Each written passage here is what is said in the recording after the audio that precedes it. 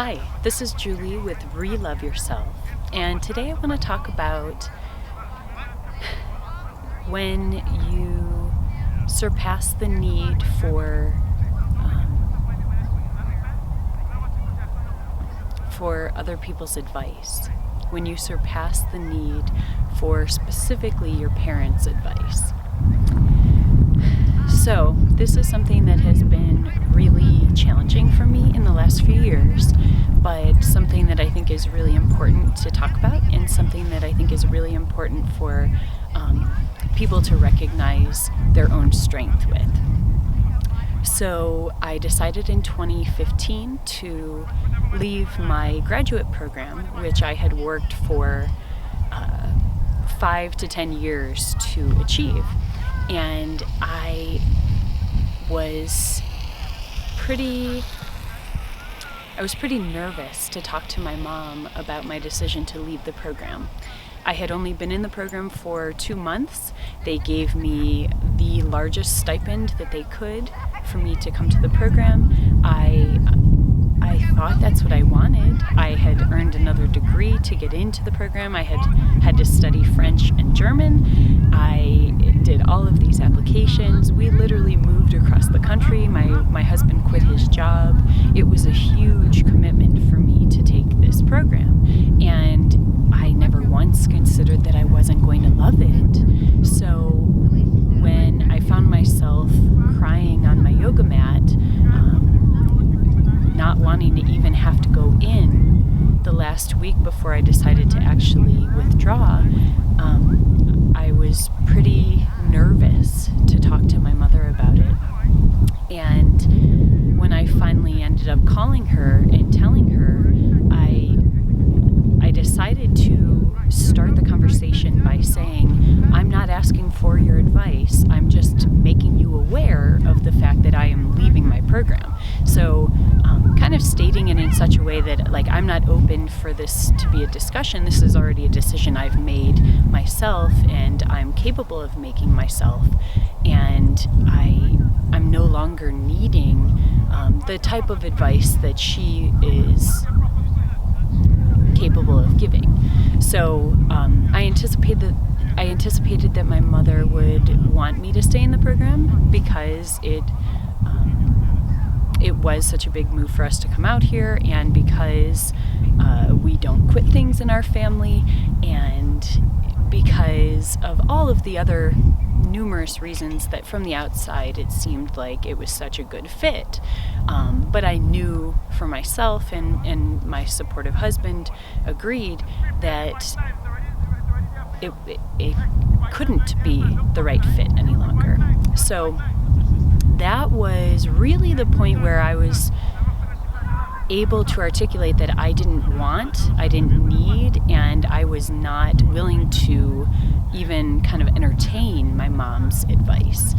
And my husband's been going through a similar thing with his father in the last few years, so this is something that I think you might be feeling right now, and something that you might be working through as well. So just considering the concept that we have our own best interest in mind, right? No one else has lived our lives, no one else has lived your life, and no one knows what's best for you except for you. Not even your parents, maybe not even your spouse. No one knows what's best for you other than you. So why is it that we take our parents' advice so seriously, and why is it that we so often incorporate their advice without maybe even realizing that we're kind of relying on it, that it's a crutch that we've maintained throughout our lives? So this was definitely something with me. My relationship with my mom has been evolving in the last few years, but until my late 20s, almost every semi-large to large decision, I would call my mom and ask for her advice, ask for what she would recommend, what she would do, what insights she has, and those were excellent considerations, but I think that I took them a little bit more personally, and I internalized those as if those were truths for me.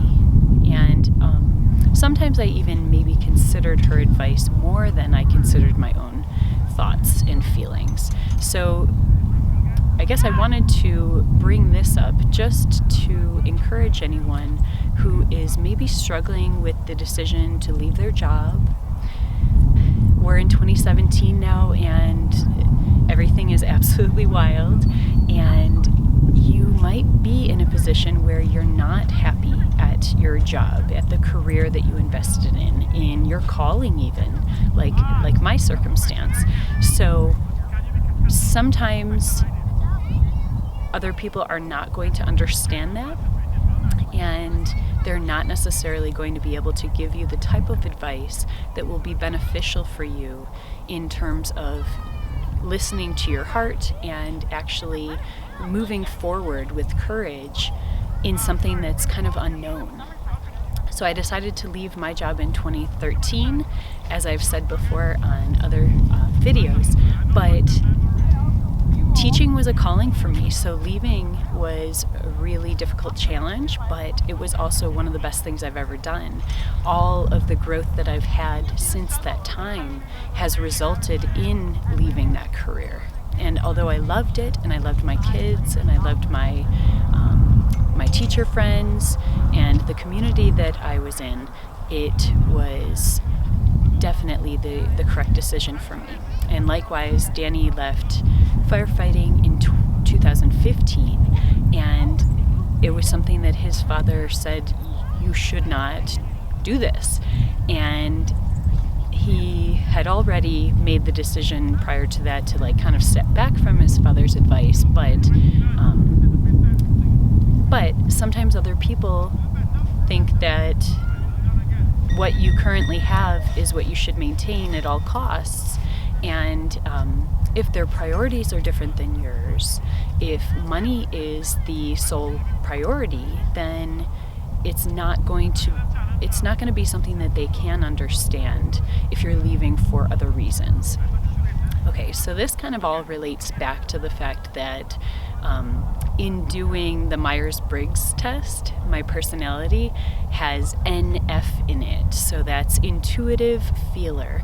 And intuitive feelers are, from what I've read, are more likely to think in terms of the big picture and more likely to consider the types of jobs they have and the types of businesses that they support and the types of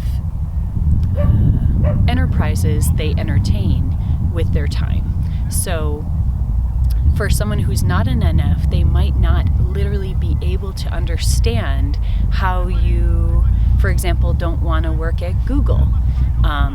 Google's probably fantastic, right? It's probably really fun. I envision it kind of like Grizzle on Parks and Rec, but instead, if you have a calling, if you are being drawn, if you're being compelled to leave an unhappy situation, whether it's your career or your marriage or your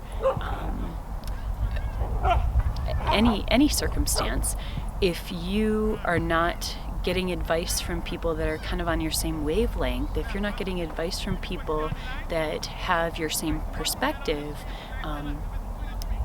it might not be as valuable as you think.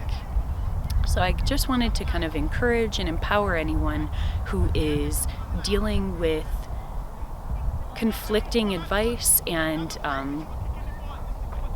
dealing with making the transition out of relying on your parents for wisdom, because you have it yourself.